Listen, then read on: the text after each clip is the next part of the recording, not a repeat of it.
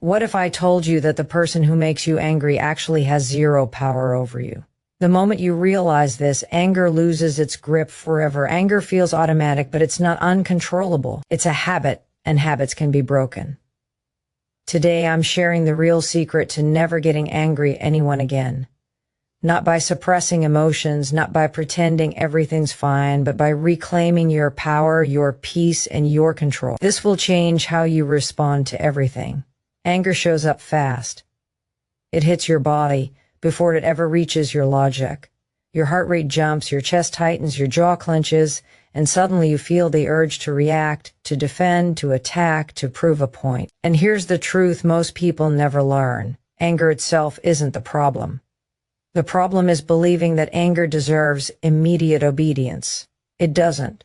Anger is a signal, not a commander. It's an alert system trying to tell you that something inside you feels threatened, ignored, disrespected, or overwhelmed. When anger appears, most people hand over the steering wheel without even realizing it. They raise their voice, send the text, fire off the email, say the thing they later regret. But power begins the moment you interrupt that pattern. Power begins when you pause. That pause might last 3 seconds or 10 seconds or a full minute, but in that small gap, everything changes. Because the pause creates space between the feeling and the action. And in that space, you get your control back. Breathing is not weakness. Breathing is regulation. When you slow your breath, you calm your nervous system. You signal to your brain that you are not in danger, even if your emotions are screaming otherwise. One deep breath can stop a lifetime of bad habits from playing out again. It brings you back into your body. It grounds you. And from that grounded place, clarity starts to return. Then comes the most powerful question you can ask yourself in any heated moment. What am I actually reacting to? Not what they said on the surface, not what just happened 5 seconds ago, but what this moment is touching inside you. Is it a fear of not being respected? A feeling of being dismissed? An old wound that keeps getting triggered? Most anger isn't about the present moment at all. It's about unresolved emotions from the past looking for a voice. When you ask that question honestly, anger begins to soften. You realize that the other person didn't create your emotion.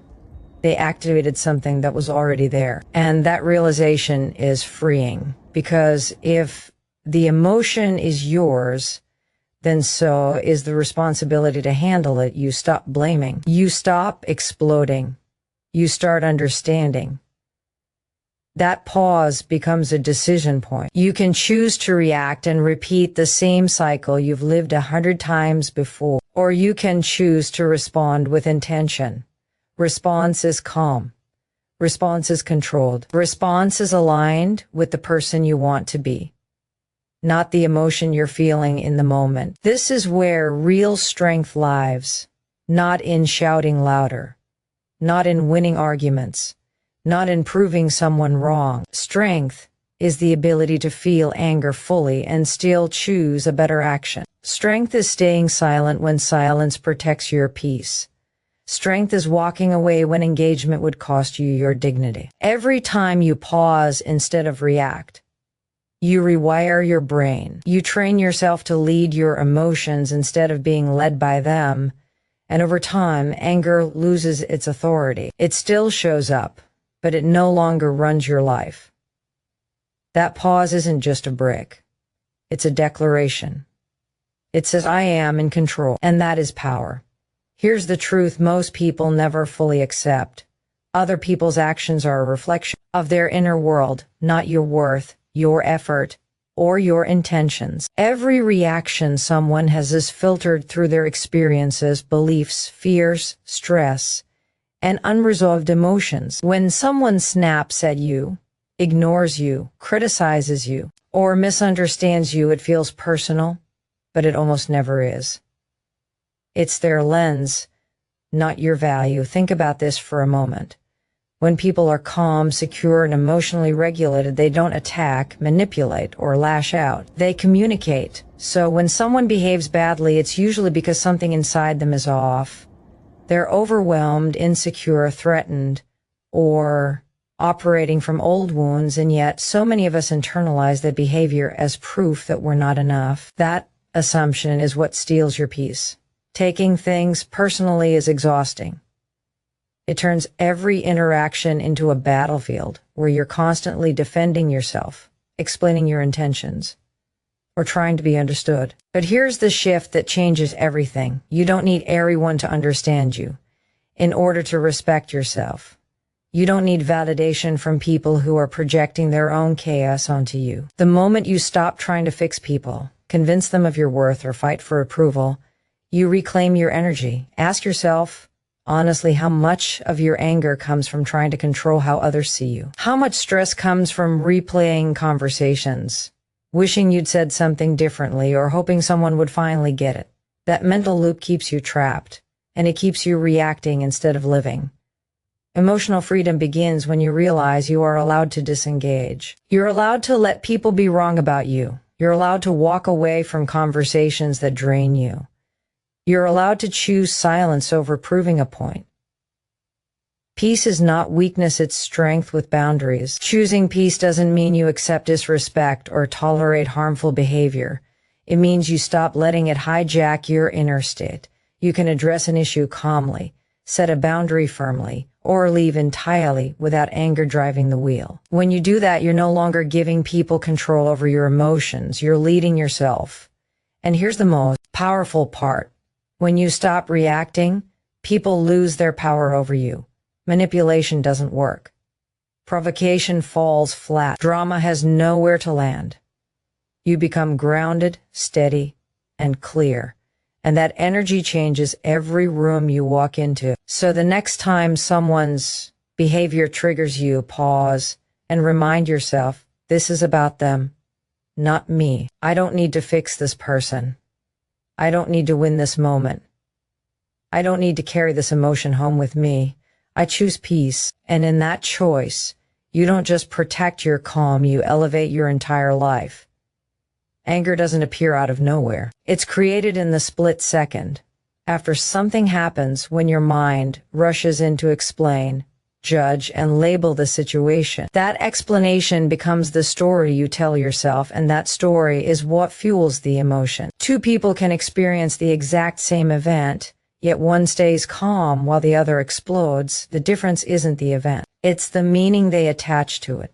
When someone interrupts you, ignores your message, or speaks harshly, the mind instantly fills in the blanks. They don't respect me. They're trying to control me. I'm being attacked. That story triggers the nervous system, flooding your body with tension, heat, and urgency. Anger feels automatic, but it's actually learned. It's a reaction to the narrative you've been running often for years without questioning it. Here's the shift that changes everything. You are not reacting to what happened. You're reacting to what you think it means. And meanings are flexible. They are not facts. The moment you realize that, you regain control. Instead of "they disrespected me," you can say, "This moment doesn't define me." Instead of "I'm being ignored," you can say, "I don't know their full story." That one internal sentence can instantly calm your body because your nervous system responds to interpretation, not reality. This doesn't mean you excuse bad behavior or suppress your feelings. It means you stop letting your first emotional story run the show. You pause long enough to choose a better one that protects your peace instead of draining it. When you rewrite the story, you're not denying the situation, you're replacing yourself back in control of how deeply it affects you. Your nervous system is always listening. It doesn't understand logic or ego, it responds to perceived threat. When your inner dialogue frames every inconvenience as an attack, your body stays on high alert. But when you remind yourself, "I am safe, I am grounded, this will pass," your system settles. Calm isn't weakness. It's regulation. It's strength. Powerful people don't avoid triggers. They manage meaning. They don't hand emotional access to every comment, tone, or expression. They decide what gets in and what doesn't. That decision is what separates reaction from response.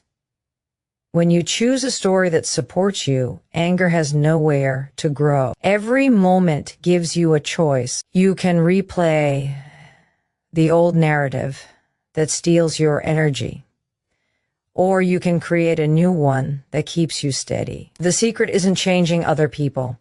It's changing the story you tell yourself, because the moment you do, your emotions follow. Reaction is automatic. It happens before you even realize what's going on. Your heart rate spikes, your jaw tightens, your mind races to defend, explain, attack, or withdraw. That's your nervous system doing what it was trained to do, protect you. But just because something is automatic doesn't mean it's correct. Reaction is old programming. It's built from past experiences, past wounds, and past fears. When you react, you're not choosing, you're repeating. Response, on the other hand, is intentional. A response requires awareness. It asks you to pause, even if just for a breath, and say, I see what's happening and I choose how I show up. That pause is where your power lies. In that pause, you are no longer controlled by the moment, you are directing it. Responding doesn't mean staying silent or letting things slide. It means acting from clarity instead of chaos. When you respond, you lead. You lead your emotions, your energy, and the direction of the situation. Leadership isn't loud, it isn't reactive, it's grounded. People who lead don't rush to prove themselves. They don't explode to feel powerful. They understand that real control comes from restraint. The strongest people in the room are rarely the most emotional, they're the most composed. When you react, you give away control. You hand the steering wheel of your emotions to someone else's words, tone, or behavior. In that moment, they decide how you feel, how you act, and often how the situation ends. And here's the hard truth. Most people aren't even aware they have that power over you. You're giving it away for free. Every reactive moment is a reminder that something external is running your internal world. Slowing down changes everything. Slowing down doesn't mean hesitation. It means mastery.